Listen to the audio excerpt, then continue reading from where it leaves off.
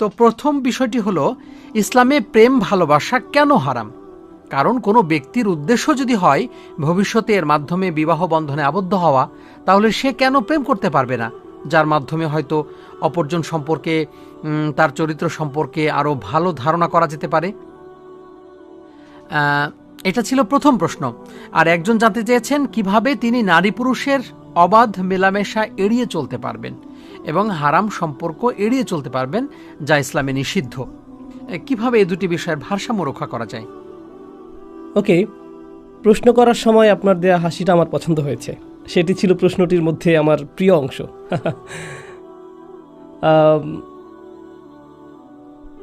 এই বিষয়ে আমার মতামত হলো, প্রেম হলো একটি কনফিউজিং পরিভাষা। আর এটা দিয়ে বোঝায় পুরুষ এবং নারীর অশালীন অথবা অসঙ্গত সম্পর্ক, যা আমাদের ধর্মের মূলনীতিগুলো লঙ্ঘন করে।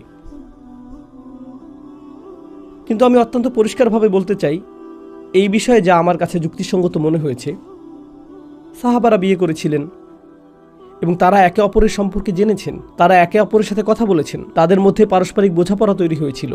এমনকি তারা এমন অবস্থায় পৌঁছেছিলেন যখন বলেছেন, আপনাকে আমার পছন্দ হয়েছে, আমি আপনাকে বিয়ে করতে চাই। ঠিক আছে, তাহলে আমার পরিবারের সাথে কথা বলুন। এরকম ঘটেছে। স্বাভাবিক শালীন মাত্রার মধ্যে কথোপকথন আমাদের ধর্মে সম্পূর্ণরূপে বৈধ। যদি আপনি মনোযোগ সহকারে মদিনার জীবন অধ্যয়ন করেন, সাহাবীরা কিভাবে মদিনায় বসবাস করেছেন, মদিনায় নারী এবং পুরুষের ব্যবহার একে অপরের সাথে কেমন ছিল, আপনি পাবেন যে আমরা যেরকম চরম পৃথকীকরণের কথা বলে থাকি, আসলে মদিনাতে সেরকম কিছু ছিল না। সম্মানপূর্ণ একটা যোগাযোগ ছিল, স্বচ্ছ একটা যোগাযোগ ছিল। এই সচেতনতা সহকারে যে আমাদের ধর্মের কিছু মূলনীতি আছে যা আমাদের মেনে চলতে হবে। আপনাদেরকে বলছি, এতে কোনো সমস্যা নেই। যখন আপনি বিশ্ববিদ্যালয়ে পড়ছেন, কিছুদিনের মধ্যেই পড়াশোনা শেষ হবে, শীঘ্রই চাকরিতে যোগ দিবেন, আর আপনি কাউকে পছন্দ করেন, এটা হারাম না। অপরজনকে জানানো যে আপনি তাকে পছন্দ করেন এবং বিবাহ বন্ধনে আবদ্ধ হওয়ার জন্য কথোপকথনের আগ্রহ ব্যক্ত করা হারাম না।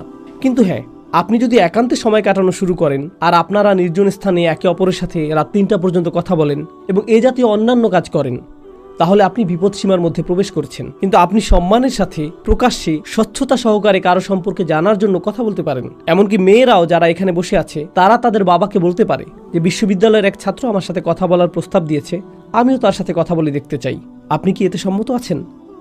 এটা ঠিক আছে, এরকম করাতে কোনো সমস্যা নেই।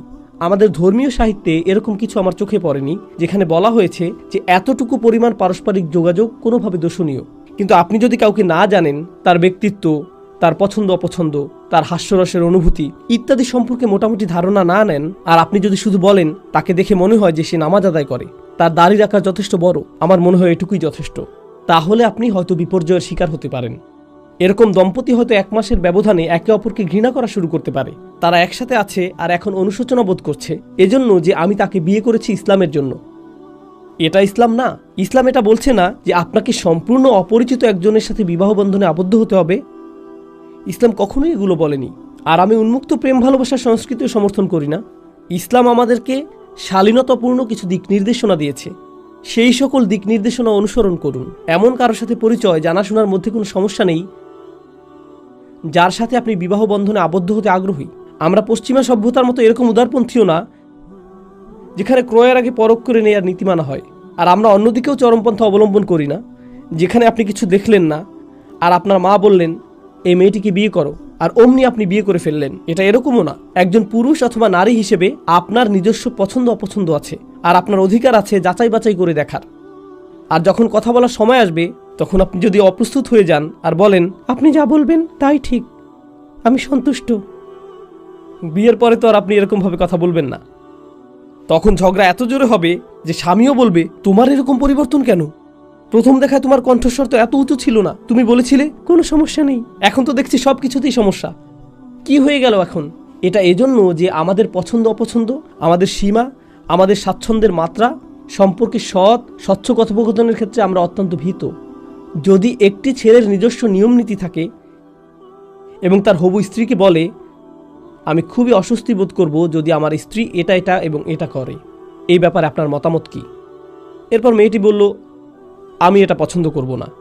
যদি আপনি সোশ্যাল মিডিয়ায় অন্য মেয়েদের সাথে কথা বলেন, আমার জন্য এটা হবে অস্বস্তির কারণ। আপনি আপনার সীমারেখা সম্পর্কে আলোচনা করতে পারেন। আপনি আলোচনা করতে পারেন এমন কিছু সম্পর্কে যা আপনার অনুভূতিতে আঘাত দিবে। আপনি আলোচনা করতে পারেন বিবাহিত জীবনে আপনার প্রত্যাশা নিয়ে। এগুলো গুরুত্বপূর্ণ আলোচনা। এটা আপনার বাকি জীবন। এটাই আপনার বাকি জীবন। একটি মেয়ে কি জিজ্ঞেস করতে পারে, আপনার মায়ের সাথে আমার সম্পর্ক কেমন হবে, এ ব্যাপারে আপনার মতামত কি? এটা একটা গুরুত্বপূর্ণ প্রশ্ন। কারণ যদি আপনার মা আমাকে কিছু করতে বলেন, আমি কি সেটাকে আপনার পক্ষ থেকে আসা আদেশ বলে বিবেচনা করব, নাকি সেটা ভিন্ন বিষয়? আমাদের ধর্মে কিন্তু এটা পৃথক। আমাদের সংস্কৃতিতে এটা পৃথক নয়, বরং আমাদের ধর্মে এটা পৃথক। আপনার দায়িত্বের মধ্যে আপনার স্বামীর দাবি রয়েছে, কিন্তু আপনার দায়িত্বের মধ্যে আপনার স্বামীর বর্ধিত পরিবার বা অন্য কারো দাবি নেই। আপনার স্বামীর কাছে তাদের দাবি আছে। সে আপনাকে এজন্য বিয়ে করেনি যে আপনি শুধু তার মায়ের সেবকে পরিণত হবেন। সে আপনাকে বিয়ে করেছে কারণ সে আপনার সাথে সম্পর্ক তৈরি করতে চায়, যেখানে সে আপনার দেখাশোনা করবে এবং আপনি তার দেখাশোনা করবেন। আপনি এই বিষয়ে আলোচনা করতে পারেন, এই বিষয়গুলো পরিষ্কার করে নিতে পারেন। এ জাতীয় গুরুত্বপূর্ণ বিষয় আলোচনা না করে ব্যয়বহুল নিকাহ, গায়ে হলুদ, বৌভাত, পার্টি এগুলো সব হয়তো হবে। এরপর 2 মাস পরে আবার শুরু হবে নাটক, কান্নাকাটি, প্লেট ভাঙা, চিৎকার চেঁচামেচি, হতাশা। আগেই ঝামেলা এড়ানোর চেষ্টা করুন। আমাদের ধর্ম অস্বাভাবিক বাধ্যবাধকতা আরোপ করেনি। আমাদের ধর্ম দিয়েছে নৈতিক, আধ্যাত্মিক দিক নির্দেশনা। শুধু এগুলো অনুসরণ করুন, তাহলেই কোনো সমস্যা হবে না। এই একই উপদেশ যা আমার ছোট ভাই বোনদের দিচ্ছি, এই একই উপদেশ আমি আমার সন্তানদেরকেও দিব। আমার নিজের সন্তানদেরকে ভিন্ন কোনো উপদেশ দিব না।